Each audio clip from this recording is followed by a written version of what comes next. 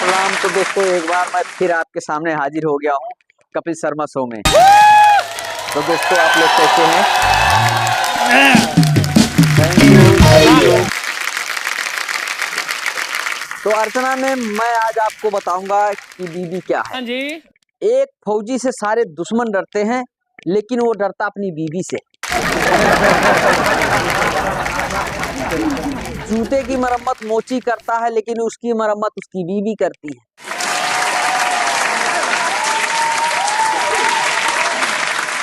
एक lecturer college में lecture देता है, लेकिन घर पे सुनता अपनी बीबी की है। एक ऑफिसर ऑफिस में खुद इतना बड़ा बॉस रहता है, लेकिन घर में नौकर रहता है। और एक जज कोर्ट में जो है सबको फैसले सुनाता है, लेकिन अपने घर पर खुद जो है इंसाफ के लिए तरसता है।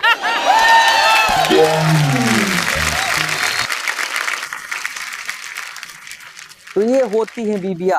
जो शादी किए हैं वो सब्र करें, और जो शादी नहीं किए हैं वो शुक्र करें।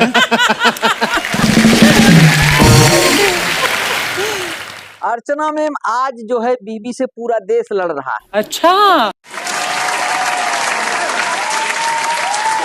तो याद रखें, हमें सिर्फ बीबी से लड़ना है, साली से नहीं।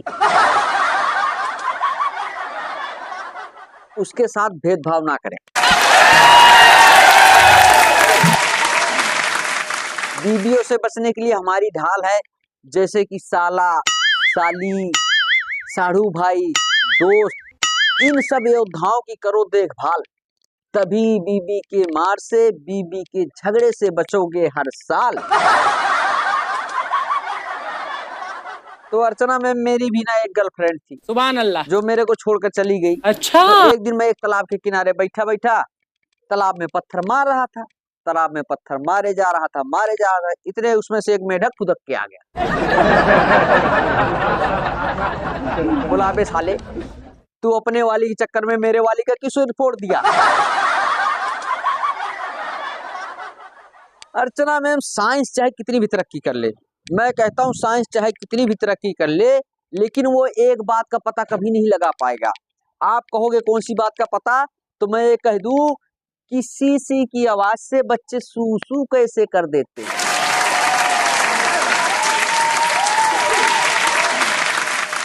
मैम जिस हिसाब से, जिस रफ्तार से 20-25 साल के युवाओं का, नौजवानों के बाल सफेद हो रहे हैं, तो हो न हो कहीं आने वाले टाइम में शादी के कार्ड में ये लिखा जाएगा कि हल्दी की रस्म से पहले हेयर डाई की रस्म, समय शाम को 7 बजे। अर्चना मैम कहते हैं कि अंग्रेजी बोलने में बहुत कठिन है, जैसे कि हमारे कपिल भैया भी है जी, उनको भी बहुत कठिन लगती है, लेकिन हकीकत में ऐसा है नहीं। सिर्फ ये सीखने में कठिन है, तो पीने में बहुत आसान है। अगर एक बार पी ली तो फिर बोलने में तो और भी ज्यादा आसान है।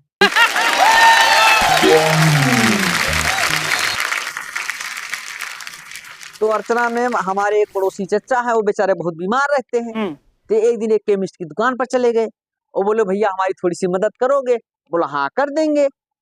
बोला हाँ कर दोगे, बहुत बढ़िया बात है। उन्होंने क्या किया, एक चम्मच, एक बोतल से एक चम्मच जो है निकाला, अब बोला इसको पियो।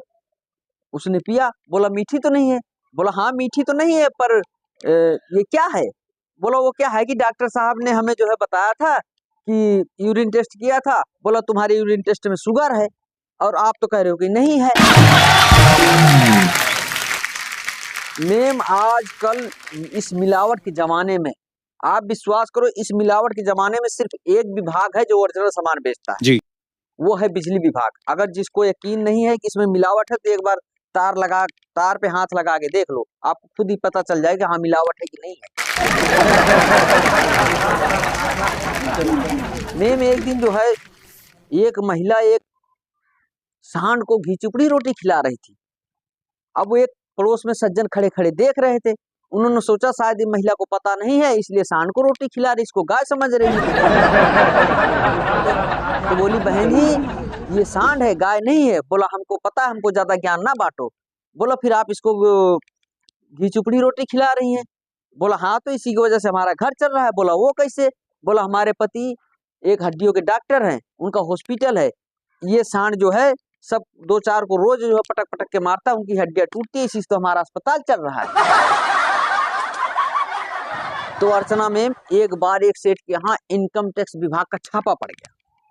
अब छापा पड़ गया, उन्होंने उनके सारा दस्तावेज खंगाल डाले। बोला सेठ जी देखो एक बात तो सब ठीक है, लेकिन एक बात गड़बड़ है। बोला ये क्या? बोला ये जो 5 लाख की जो है जलेबी कुत्तों को खिलाई, ये बात समझ में नहीं आ रही है, क्या इसका आपके पास कोई प्रूफ है, कोई दस्तावेज है? तो सेठ जी बोले नहीं हमारे पास तो इसका कोई प्रूफ, कोई दस्तावेज नहीं है। बोला फिर इसका कुछ ना कुछ तो करना पड़ेगा। बोला क्या करना पड़ेगा? बोला ऐसा एक काम करो, आप 25,000 रुपए मुझे दे दो, इसका यहीं रफा दफा कर देते हैं, इसका समाधान ही खत्म कर देते हैं। बोला हाँ ठीक है। बोला अरे मुनीम सुनो। बोला हाँ। बोला एक काम करो, इनको 25,000 रुपए दे दो। उनको 25,000 रुपए दे दिया भाई मुनीम ने। अरे बोला एक काम करो, खाते में लिख दो 25,000 रुपए हमने कुत्तों को जलेबी और खिला दी।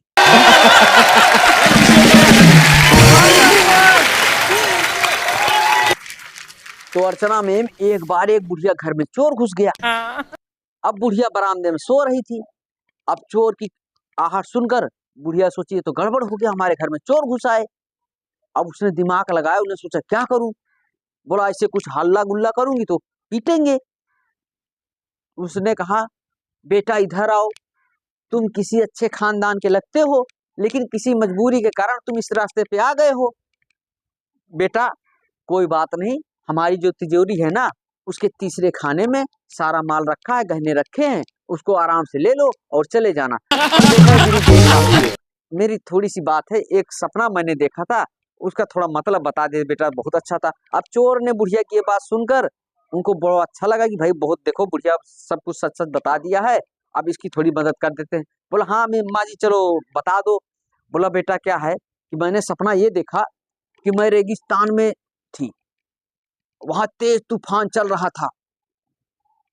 अब इतने में एक चील आई, उसने मुझे मनोज मनोज मनोज जोर जोर से कह के 3 बार पुकारा।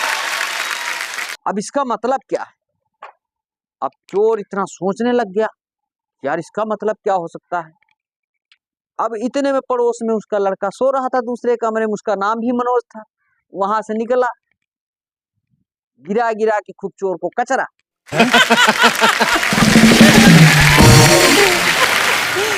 कचर कुचुर के पूरा ठंडा कर दिया उनको। तो बुढ़िया बोली बस करो बेटा, ये अपने गत को पहुंच गए, इन्होंने जो गलती की थी उसकी सजा मिल गई है। चोर कह रहा नहीं और मुझे मारो, मारो और मुझे मारो, ताकि हमें आगे आने वाले काफी दिनों तक ये पता रहे कि मैं चोर हूं, कोई सपनों का सौदागर नहीं हूं।